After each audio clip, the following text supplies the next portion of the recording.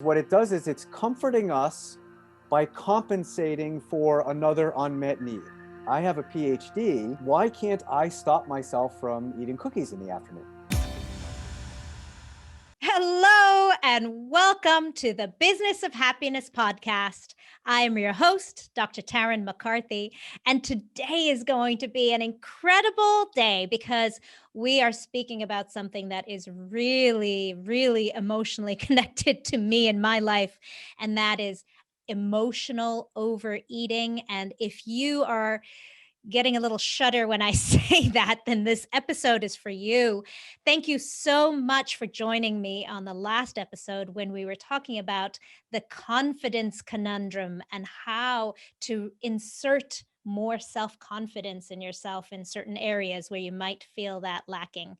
Next episode, we're going to be talking about competition versus collaboration. And as I say these, I realize how many letters C I'm using in all my titles here. But I apologize for all the alliteration, but it's very poetic. But today we're going to be talking with an expert who is a Mayo Clinic certified wellness coach who has a background in nutrition and exercise science. He supports his clients and helps them thrive in their lives, and he does so from a very holistic approach.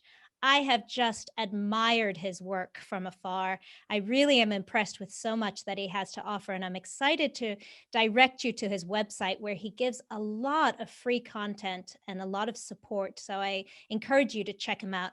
But in the meantime, let's welcome him to the show today. Welcome, Jason Gootman. Thanks. Hello. Thanks for having me, Taryn. I'm looking forward to having a conversation. I'm so excited to have you here. And I'm so glad that you're willing to talk about something that so many of us struggle with in our lives. I'd love to know your story and how you came to study this and to be an expert in this, and your personal affiliation with emotional overeating or emotional self harm or punishment. Sure, sure. So there's a lot there. I think two interesting uh, ways to jump into this are number one, um, speak to this idea that this is common. Um, Mm. there's the American Psychological Association puts out something every year called their Stress in America report. And the most recent one of the data points they had was that 42% of people in the United States identified as stress eaters. Uh, Wow. and this was that report was before the pandemic. That was I think it comes out about March every year. So this was one that came out March of last year. Um, and of course, the data was before the pandemic. So it's a very common problem. Really, the way I've come to be an expert in this realm and to do a lot of work with my clients in this realm is a little bit indirect. Is a little bit, people are coming to me wanting to lose weight. People are coming to me wanting to improve their biometrics, their blood sugar levels, their blood cholesterol levels, their blood pressure, um, and thinking for the most part that if they have more information about eating well, and if they have more willpower toward their eating behaviors, that will help them eat better and help them get those eating related wellness results that they're looking to get. And I don't have hard data on this, but my observation is that 75% or more of challenges with eating well are coming more from an emotional place, Hmm. not from, certainly not from lack of knowledge. I sometimes joke that the average person today who even hasn't taken a science class knows words like macronutrient and micronutrient Yes. and these kind of things. So we have so much information and knowledge around nutrition that I can't find that to be the shortcoming for most people these days. Um, and so that was one way in, is in helping people with eating behaviors. Um, it's just a part of the game. Now the second way into that is also an indirect way in solving many of my um, sickness in the past and the personal transformation I've made. I had to take a very holistic approach to well-being. So I had to Mhm. eat better. I had to exercise in ways that were life-giving, but I also very much had to mitigate and reduce the stress in my life. Mm. Um, and I learned through that the value of that holistic way of looking at things. So it was really putting those two things together um, that helped me gain some of this understanding. So, when you say you had to find a different way for a healthier lifestyle in terms of exercise and nutrition, what was it that made you realize that there was no alternative? Yeah, well, the personal challenge for me was I'm in my mid 40s now. In my mid 20s, I really broke down after a period of what looked like a happy, healthy, successful lifestyle. Mm. I had become a fairly high level triathlete, which meant I was, successful as an athlete. I had the body shape that would be, magazine cover worthy and these kinds of things, right? So um, from that more shallow or more surface level, I should have been happy and healthy. But I eventually found myself very unhappy and very unhealthy. Um, as a result, predominantly for me, of really overdoing exercise. Mm. And and I suppose another fair way of saying that is underdoing everything else that's important in maintaining well-being. Sort of putting too many eggs in one basket. And I was in a rough enough place that I needed every resource possible that would foster healing, Hmm. and that's what had me looking at. This is the way I look at stress mitigation and stress reduction. Is that when we come to realize we need to do some work in that area, what I did and what I see many people do is we start with the low hanging fruit. So we think that I'm going to keep living basically the same way I'm living, but I'm gonna do a relaxation activity for 5 minutes a day. Mhm. Um, or so that's sort of a good first step, and that usually starts to help. But then we start to explore, well, where is this stress coming from? And what we usually see next, I'm definitely generalizing, um, but what we usually see next is, oh, a lot of stress comes from my relationship with my work Mm. and my relationships. And so then we start to make some efforts in those areas. Um, and then it gets deeper for many of us because we start to see that how I am approaching my work and my relationships often has to do more with my relationship with myself, Yeah. uh, and what I value, or what how I think of myself, and these kinds of things. And so all of that has transitioned me over time from a nutritionist and exercise physiologist into very much a holistic wellness coach. So, what did you realize about your relationship with yourself when you were addressing these issues? When you were realizing that you had no alternative, something had to change, and you started exploring these new areas of what you could do. What was that mirror for you that that you learned about your relationship with yourself? Yeah, well, I think a couple of layers to it. One layer was that I have a sort of a knowing, right? I have a knowing Mm. of what I need, um, more globally, but also even moment to moment. Um, and that in my period of time from about teenager to mid 20s, I wasn't really in tune with that knowing. And I was actually terrific at suppressing that knowing, Mm. because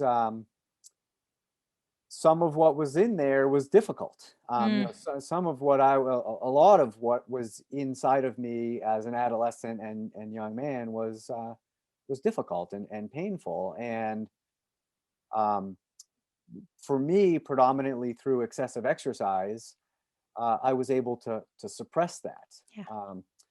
And so when I uh, couldn't do that anymore because I was sick enough that I simply couldn't do it, um, I was in many ways forced to start to face what was there. Um, and the silver lining to that was I started to realize that in addition to the pain, there was also other stuff there. Um, there was a certain creative ability and a certain resourcefulness, and I got in touch with that part because when we're suppressing ourselves, we're suppressing all of ourselves. We can't just make the hard stuff go away. So that was something that emerged, that I have an intuition. I have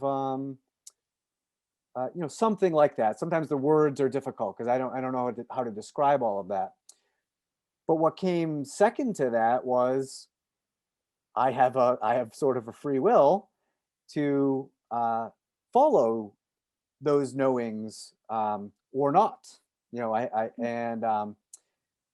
and so what came there was the ability to gradually trust myself. To follow knowings, Mm. have that work sometimes, to have it not work sometimes, and many times to have it be a mixed bag, to have it work in some ways and not work in some ways. To be able to feel all of what comes and rinse and repeat. Yeah. And I think I'll add in there, for me personally, and this is one reason that I love being a wellness coach, because I'm now offering this next part, which is I didn't do that by myself. It was Mhm. I was driving the bus, um, but the but I learned to ask for and accept the kinds of guidance and support that I needed. Something I wasn't doing during the suppression years. I was head down doing it myself. Not only did I not want to see my pain, I made the assumption that no one else wanted to either, and that I couldn't deal with it. No one else could deal with it either.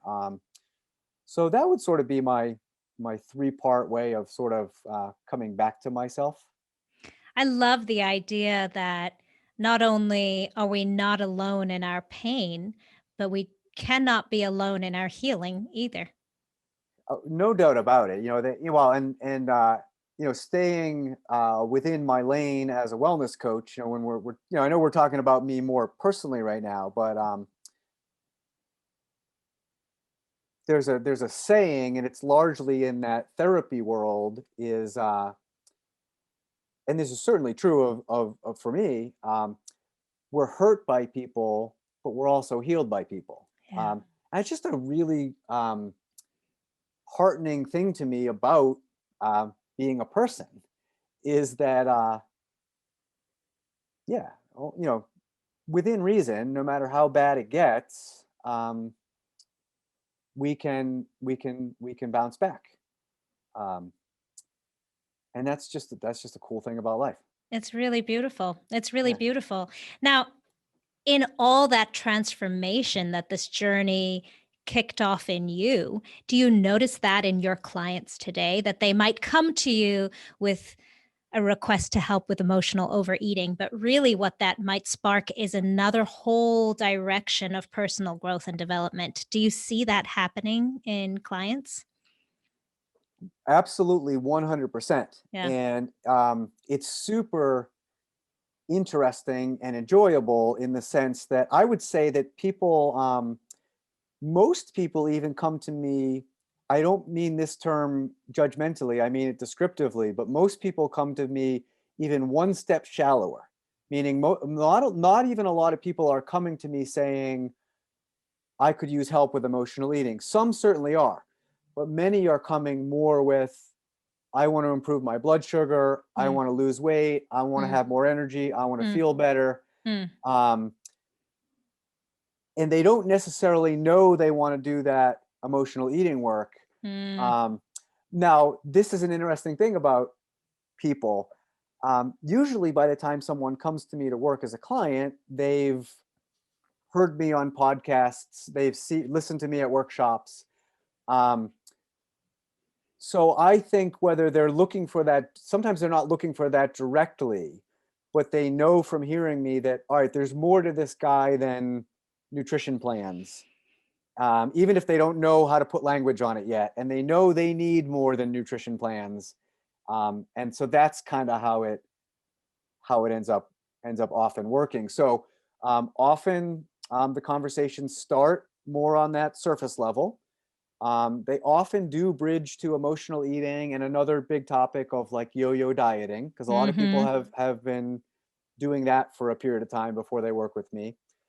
Um, but what's super interesting, no matter what anyone works with me on, they are ultimately working on their relationship with themselves. Mm, They are ultimately becoming more empowered and more in harmony with themselves, which I don't think needs to sound out there or soft and intangible. What that means to me in a very practical way, it's both very practical and very heartfelt to me, which is that we know ourselves, um, we're able to recognize our needs, and then we're able to proactively advocate for ourselves and take action on our behalf in the spirit of meeting those needs. Um, that's to me what self-love is. Uh, mm. that's self-love in very practical day-to-day living. I love that. And a very real acceptance and honoring of where you are in the moment, and then taking a good look at what you need going forward. Yeah, and you said a $1 million word there. I think, and this certainly goes back to my personal transformation, and I think it's one of the things that we offer each other, whether it's through a professional relationship or a friendship or other personal relationship, acceptance. Yeah. And so when we're learning to accept ourselves in various ways, Mm, uh, it's very, very, very helpful to have other people sort of surrogate yeah. accepting us. They cannot do your self acceptance, but they certainly can be your self acceptance training wheels. They certainly can be your self acceptance role models. Yes.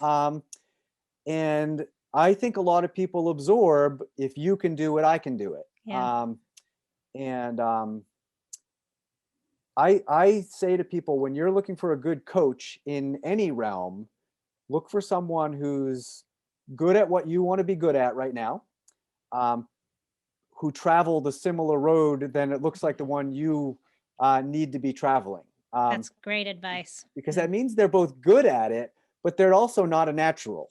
Um, they had to work at this yeah. in the way that it looks like you need to do in the coming weeks or months or longer. Yeah. Um, and I think that's just as true or more true for acceptance than almost any other quality, or even if we call that a skill. Absolutely. Absolutely. So I'm dying to know, why is it that 40 odd percent of us are so easily comforted by food? Why is it that at the end of a hard day, at the end of a hard conversation, at the end of a hard look at ourselves in an uncomfortable place, or even after shame or embarrassment, why do we go to food? Why is this such a commonality with all of our brothers and sisters? It works. uh, it works in the sense that it is comforting, and I Mm, think that's a decent small point to make here. Is that's I use the term emotional eating um, because it's the commonly accepted term. I think the more descriptive term is something like comfort eating, or I sometimes play with it's this doesn't work, but it's clunky. But I think like the more accurate word is comfort hyphen compensatory eating. Yes. because what it does is it's comforting us by compensating for another unmet need. Mm. So you can see why I call it emotional eating when I'm having conversations about it. But I think it's helpful to call it what it really is in practical terms. Um, so it works. We know that it works. And it works through a known mechanism that really could be thought of as helping us boost our level of reward chemicals. And in the spirit of people know nutrition terms, these days, everyone, most people have heard of dopamine and serotonin and oxytocin and vasopressin, and especially if they're an exerciser, endorphins. Hmm. So those five chemical classes are really what we're talking about when we're talking about reward chemicals. And Mm. simply and straightforwardly, when we meet our major needs as people, we have higher levels of those reward chemicals. And to put that in second grade language, that feels good. Hmm. Um, and when we are having trouble for various reasons meeting our needs as people, our levels of those reward chemicals wane. And to put that in second grade language, that feels bad. Mm. Um, and this mechanism has evolved over at least the 2.5 million years that we've been humans, but certainly longer because this is sort of a mammalian mechanism. And so this is what makes it frustrating for a person living in 2021 in the United States, because we not only respect, we sort of borderline worship intelligence Yes. and logic and willpower, right? And this part of our brain that wants the levels of reward chemicals to be higher um, is so much more powerful than our prefrontal cortex ever will be. And so this is what's frustrating for an intelligent person. I sit across from people every week who say, I'm an engineer, for crying out loud. Mm. I have a PhD. Hmm. Why can't I stop myself from eating cookies in the afternoon? Right. And it's because it's not because they're not smart enough. Um, it's because there are some unmet needs here. And a decent way of looking at this is like the check engine light in your car, is that the emotional eating is the need for emotional eating is just the check engine light coming on. What Interesting. what it's really asking you to do is look at the engine and see what might be wrong in the engine. Um, in this way, emotional eating is helping us. It's working for us. It's trying to get our attention.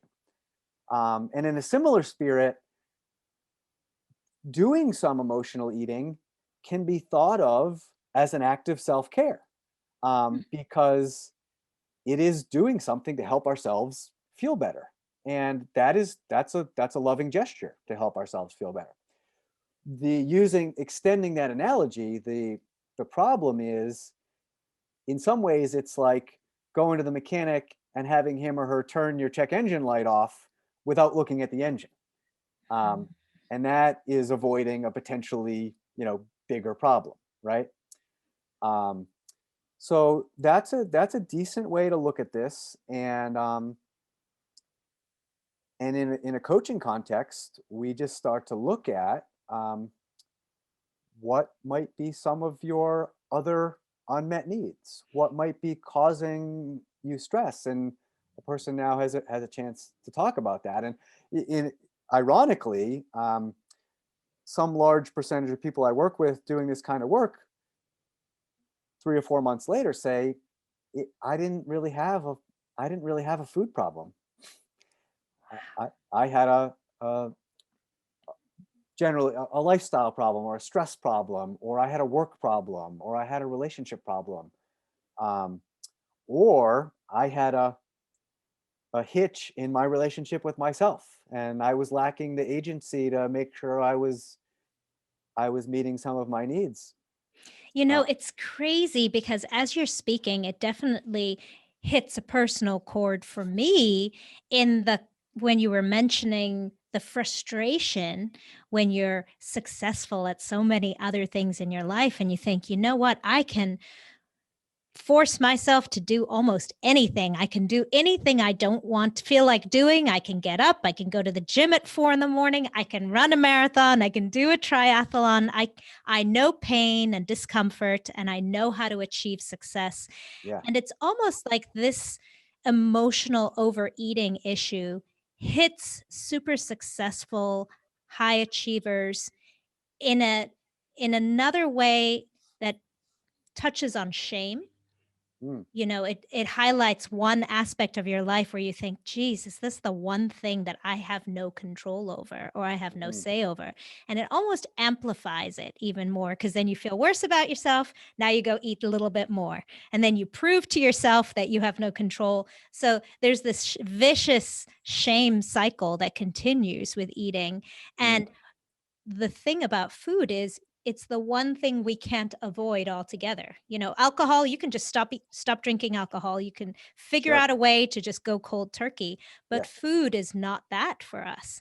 So, I love what you're saying about a more empowering way to look at it in terms of the strengths of recognizing it as as you mentioned, as a light in your car, alerting you to something different and not alerting you to an inadequacy, but alerting you to something that you need to work on.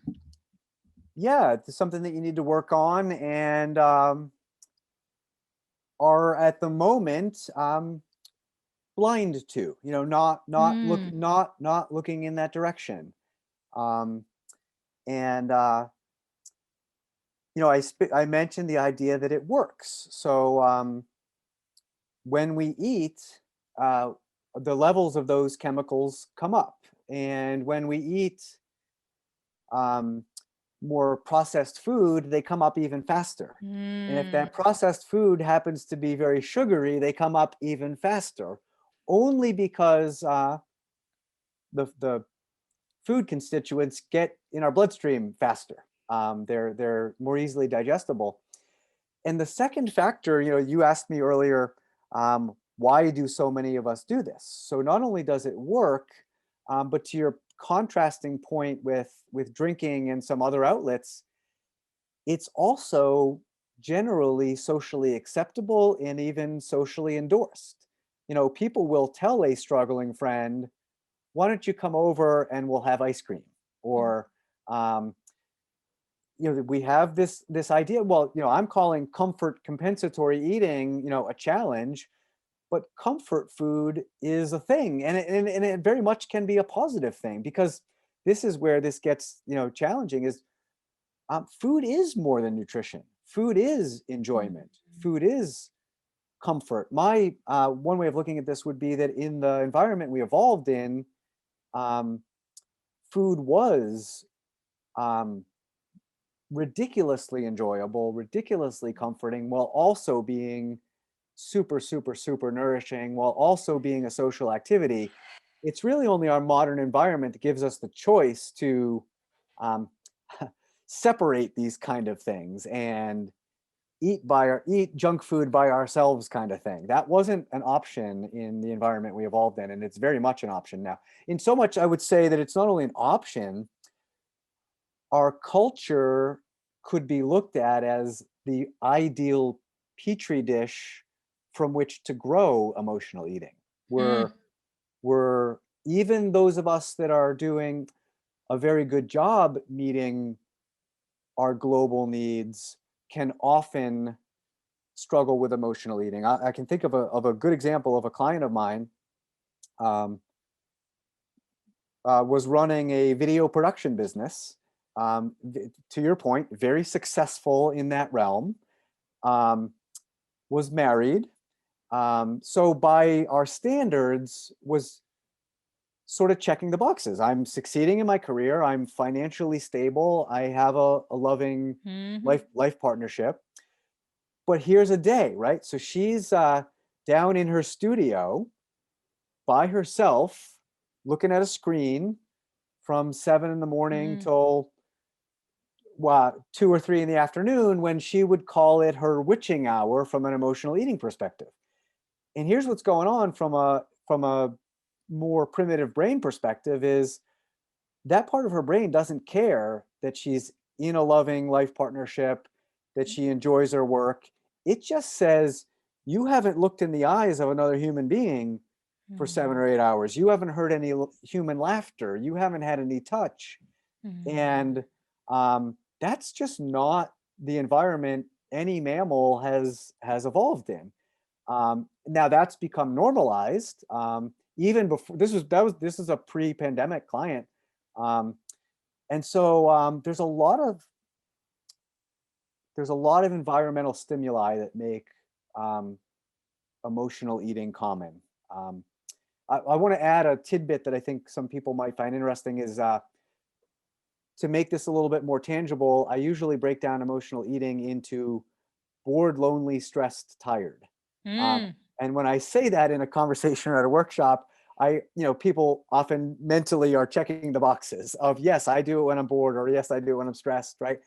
And those are just, you got to be living really well to be checking those boxes, to be both fulfilled but not overworked, Hmm. to be connected but not stressed. Like, how often is someone in a loving partnership, loving their kids, but it's just sort of too much, right? Like, so it's a delicate balance these days to be living well enough that you're never challenged to comfort yourself in some way, and food is just a common way. So if I'm listening to this great insight that you're giving me and I'm checking off those boxes and I'm saying, yes, yes, it's me. And yes, I can see that this is probably insight into something a little bit deeper that I need to clean up. And it's not just a habit that I've instilled. What advice do you have for taking that first step to address this in a positive, productive, way so that you can have good outcomes and in a healthy way, because I think we all know about the unhealthy ways of doing it. We've Right. tried and tested the diets and the fads and the support groups, but what do you suggest for those of us who really want to take that first step to real change? Yeah, I would think about it in two ways. One, in sort of a what's the antidote? So if tomorrow at 3 o'clock I know there's a good chance I'm going to go for the cookies, what's my antidote that I can pull out of my back pocket? So And that is, preparedness. yeah, and that's to have a short list of essentially other ways to boost your levels of reward chemicals. Ah. Um, so we can think of emotional eating as a dopamine uplifter, um, that because it's causing us other problems, although it's done in a good spirit, is a maladaptive dopamine uplifter. And we really want to have a bucket list or checklist of what are some adaptive dopamine uplifters. And those are things like um, getting outside, Mm. whether it's getting some fresh air, getting some sunlight, um, anything that's because reward chemicals are associated with enjoyment, fun, and pleasure. A really easy way to do an inventory of how can I get my dopamine up is, what's something I can do that would feel good. Um, so that might be listening to music you enjoy. Um, Now, the best way for many of us is to have some sort of connection. Um, so that can be to call a friend or meet a friend for a short walk.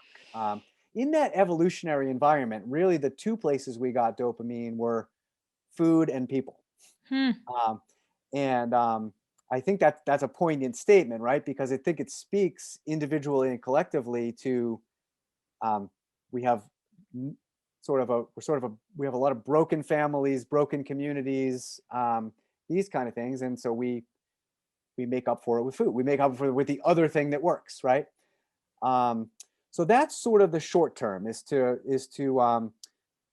sort of know it's coming, be prepared, and when you feel those cravings coming on, ask yourself, what else could I do that would give me a boost here? I love the idea of having a toolkit and having something to reach into your pocket when you get that craving, or you know that at 2 o'clock every day it's going to happen. What about for people who are listening who think, no, I'm not an extrovert, I'm really an introvert. Yeah. Reaching out to someone doesn't sound that rewarding to me. What Yes. about those introverts? Yeah, it's really whatever that introverted uh, mood booster would be for that Mm, person. Um, that is often things like music, mm, comedy clip, um, mhm, maybe reading something enjoyable, um, but something that um, provides some enjoyment. Or the other way of looking at it would be um, solves one of those problems, mitigates some boredom, reduces some stress, mitigates some loneliness, or mitigates some fatigue. So it can be as simple mm, as shutting your eyes for 5 minutes, mm. taking a small nap or something like that. What have you found works best for you, Jason? Getting outside, Yeah. um, really, and I feel comfortable doing that pretty much year round. That because that's so I said the environment we involved in would involve we'd be around a lot of people, and we'd be eating a lot of natural food. We also would be outside the whole time. And exercising, moving our bodies. These would all be Yeah. inextricable parts of our life, right? Yeah. Um, so that's sort of the antidote. But what's neat is that the antidote is the gateway into the deeper work. Mm, So, because really what we're doing as the antidotes are cues into what we need more of in our lives. mm, Then I would recommend asking oneself questions like, what can I do in this next week or two to take one step mm, into having more fulfillment in my work? mm, And then to our support idea from earlier, second question, what can I do to get some support as I do that? mhm, Um, and then this is the opposite of a quick fix. It's you do that, you experience some success, and you say, wow, because this happens a lot in early emotional eating conversations. People say, well, yeah, my work and relationships are causing me a ton of stress. Um, what am I supposed to do about that, Jason? And the implication in that statement is there's nothing I can do about that It's outside of my control. outside of my control, right? Borderline, I'm a victim Mhm, to my work life and my relationship life. mhm, Um, and This is interesting because um, people who are intelligent, people who are driven, who you and I both tick those boxes. I get the sense that that's a demographic of your listeners. mhm, That does not those qualities don't make us immune um, to feeling disempowered. hmm, Um, and um, and I would go so far as to say that oftentimes our excellence in some of these outward domains is a bit of a cover for our feelings of inadequacy in some of these more inward domains. And I hmm. mean all of this descriptively, not judgmentally. And if I mean this as a positive, loving challenge, not a what's wrong with Mm, someone listening to this, right? Um, that's the way to look at this stuff is it's information. mm, It's honesty mirror looking back at us. It's a hard thing to be an adult and to realize my work isn't fulfilling in some way. Either mm. it's not challenging me, or it's stressing me out too much, or the work relationships I have are toxic. It's a hard thing to see. Um, uh, but it's a helpful thing to see because when we see it, we can do something about it. And then the full other end And there's no bypassing the middle. There's no bypassing the work. But the full other end, to give people something to look forward to, is I'm very much an idealist of this. We really can have um, work that we love, that checks most of our work boxes most of the time. We really can have relationships we love. I'm not talking about perfectionism. I'm not talking about problemlessness. That's a fantasy. Um, but there's a place between there's nothing I can do about this and utopia, and that place is I have agency and I can make my life really wonderful. Oh, that's beautiful. That's so beautiful because I think we need a reminder of that sometimes when we do get to that place where we think everything is outside of our control. And a very big part of our society's feeling in this past year, things are happening to us and we don't have any control over it from all aspects. And I wonder also, you talked about there is an end. I wonder what you think of the fact that there is no end, that there's just eternal evolution and new insights, and that really isn't about the end point, but about kind of recognizing the new challenges that you might have. And every time you grow, there's a new opportunity to grow a little bit more, and that there will always be struggles or mirrors to Yes, reflect something else that you need to work on or to hone in on.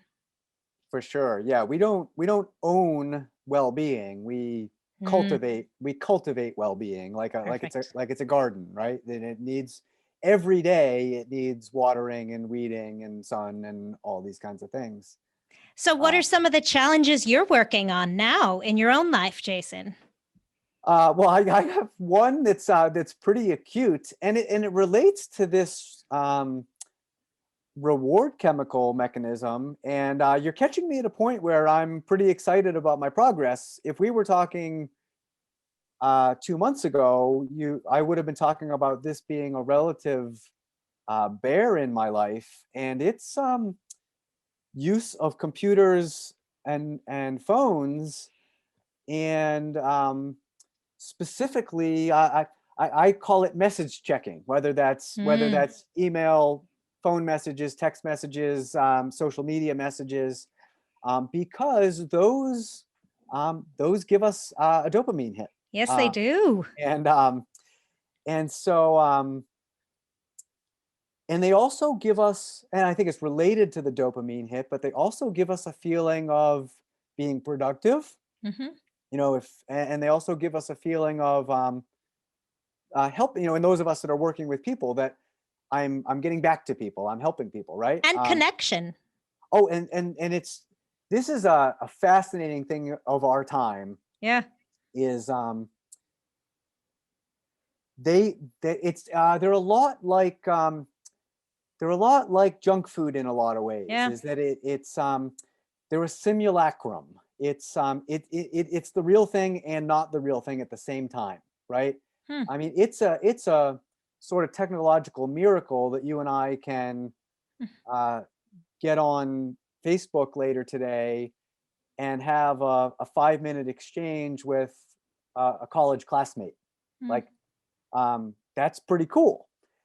At the same time, I think it's confusing for us physiologically, biologically, in the sense that for most of the time we've been on Earth, that connection came with eye contact, mm, facial expressions, mm, a high five, hmm, whatever it was, right? And so what that does to us physiologically is it leaves us wanting. mm, Um, so you have that 5 minute quote unquote connection, mm, but like any other addiction, mm, it leaves you wanting for more. It's like having 5 potato chips, but since the potato chips didn't supply what you really needed, you mhm. need 5 more potato chips, right? Yeah. So yeah, I'm working on this in the same way I recommend people and guide people in working on emotional eating, which is I'm putting boundaries in place, and that's helping. But I'm also making sure what I sort of call the companion to boundaries are immersions. I'm Mm, making sure that I'm immersing myself in that which is really fulfilling to me. Uh, mm, because if I only have strong boundaries about how I use my computer and phone, but I'm not being filled up, I'm just playing whack-a-mole with my computer and phone, right? And I'm sort of fighting against a demon. But this is I think I wrote this in one of my articles once. Um, I sort of painted a picture. So imagine you're sitting around your kitchen table, and your favorite friends are over, and your favorite food is cooking on the stove and you can smell it, and your favorite music is playing in the background. um, so give yourself mm, dwell in this imagination, and then ask yourself, how tempted am I to go check mm. Facebook right now? Yeah. Right. How badly do I need a bag of chips? Yes, right. Yeah. And so I think this has been great because we didn't get to some of the sort of Yeah. other mechanisms of emotional eating, or some. There's a super interesting body of scientific studies um, that relate to emotional eating. But I think so far we've gotten to the heart of the matter, which Mm, is uh, humans, people. We have a collective, we have a set of needs, and we mm, are unique and individual, but we're not that unique and individual. mm, We have some commonalities, and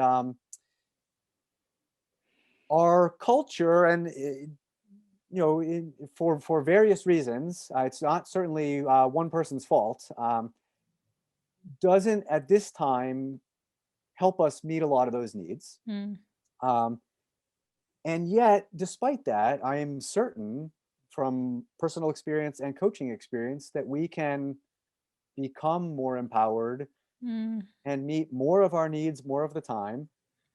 And in so doing, experience better well-being, um, and have that experience of being empowered, um, which is the opposite of a quick fix, because that means whatever comes next week or next year, we're going to be able to do a good job meeting our needs in that situation. That's beautiful. That's beautiful. I love that you honor so much of the potential of human beings at this time, and that we really can hope for and envision another way, a happier, more fulfilling way. Yeah, Yeah, for sure. absolutely.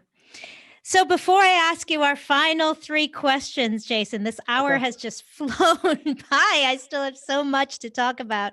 Like you said, there's so many other ways we could have gone with this today. But before we do, please tell our audience how we can find you and look up these resources if we want to continue this conversation with you. Yeah, I'm pretty sleek, would be the positive way of saying where I am digitally right now. The best way is to look me up on LinkedIn. Look up my full name on LinkedIn. And from there, that links to my website where my regular articles are. Um, and LinkedIn is where I post currently 3 times a week. I think a nice combination of stuff for people, which is I share personal anecdotes, I share confidentially client anecdotes. I also do bring in scientific studies that are Hmm. relevant. And I also like to take stuff that's out there in the popular press Hmm. and sort of make a commentary on it. Um, so that's a good way to sort of get in touch with me and see the kind of things I'm up to. Absolutely. And I second that. I'll let my audience know that for those of you who are in the science world, and so many of my listeners are, you'll be very impressed with some of the scientific articles that he does reference. So please check out Jason Gootman, Gootman. And we'll put all of your links in the show notes here for for us to find you. So now, Jason, I have my final 3 questions for you. All right. And the first question is, what is your superpower? Yeah. So it's along the lines of what we're talking about here. Mm, And this was not a superpower. I've been mentored in the direction of developing this superpower. So I certainly did not develop it on my own. Um, it's the ability to meet the moment, accept myself, mm, accept what's going on in that moment, and to do my very best uh, to meet my needs in that moment, mm. with the nice little parentheses or asterisk of and knowing how to get the support I need if it's not something I can do by myself. Such an important asterisk. Such an important asterisk. We do not have to do it alone. Yeah. Yeah, we do not. And I would say for anything substantial in life, um, we can't. Yeah. Um, yeah, Interesting. yeah. All right. Question number 2. What is your definition of happiness? Yeah, that's a good question. um, I think I sort of look at happiness and health Mm, as an overlapping kind of thing, and that's that to me that's sort of like the word wellness. Um, and I think the way it manifests is something more like you mentioned in your introduction, something more like thriving, mhm, um, which I think of something more like being fully alive, mm, meaning it doesn't mean that you're always happy in like the Disney definition of happy. It mm. doesn't mean that you're always getting what you want, but it means that you're alive and energetic and resourced, feeling it all. Something like that to me is what being happy hyphen healthy, happy hyphen healthy or well is. I love one thing I admire about you, Jason, is you're very careful about your word choices, which I honor. I really do, because there's so much behind a word, not just the history, but also the emotions attached to it and our own personal experience with words. And when we were speaking before our interview, one word that you had mentioned in terms of looking at happiness differently is the word flourishing. I Mhm. love that word. I love the idea of seeking an opportunity or a time or space in your life where you can feel like you're flourishing.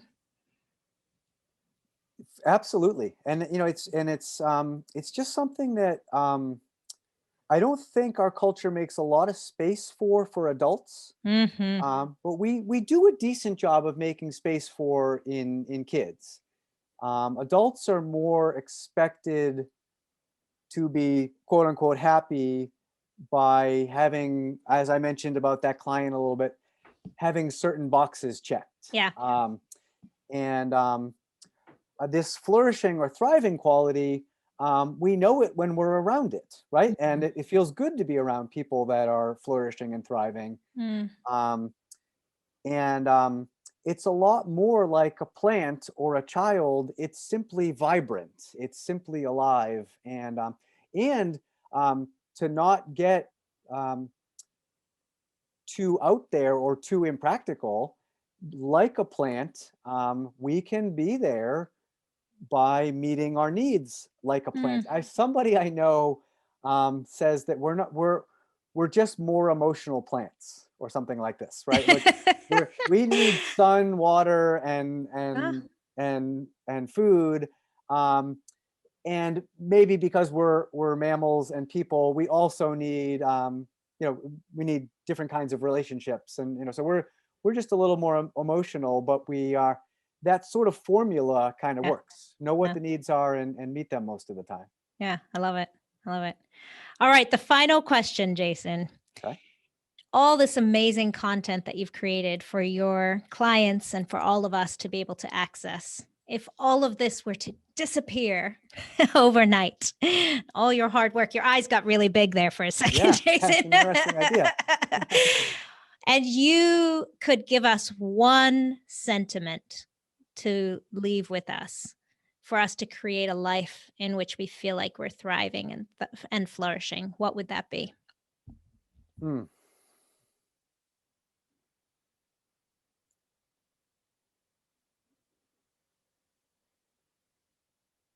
I think it's simply the highlight of our previous conversation, which is go for it Mm, and ask for and accept the help you need.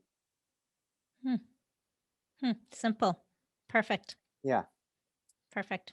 Yeah, I think there's a lot in that simplicity. You know, Mm. a lot will happen when Yes, one pursues that path. you'll get a lot of feedback. Yes.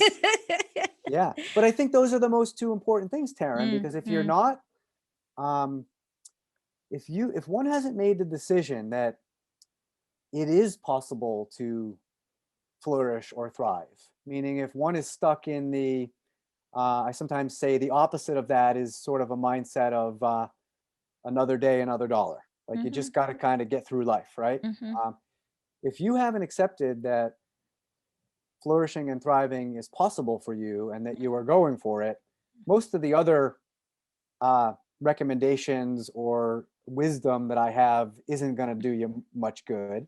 mm, And that second part, the ask for and accept mm, support, mm, um, I just, from my perspective, we'll all get a lot further if we build that muscle. Um, yeah, because of our nature as I was intrigued by your upcoming conversation, your upcoming podcast, our nature as collaborative beings. mhm, So mhm, we just get a lot. There's a lot to the idea of 1 + 1 = 30, mm, you kind of thing, mhm, right? There's mhm. a lot to that. Wonderful. Oh, Jason, it has just been so wonderful getting to know you and to meet you, and an honor to have you on this podcast. Thank you so much. I really enjoyed it. My only regret is that we didn't have more time. I know. This could have been 3 hours long. Yeah. Well, thank you again. And thank you to all of our listeners who have joined us now for this hour. And I hope you found so much insight in this episode as I have. And please always feel free to reach out to Jason or to myself if we can be of any support to you. And thank you again for being open to looking at life from a different perspective and to imagine your definition of success differently. Until next time, today's going to be a great day. Bye bye.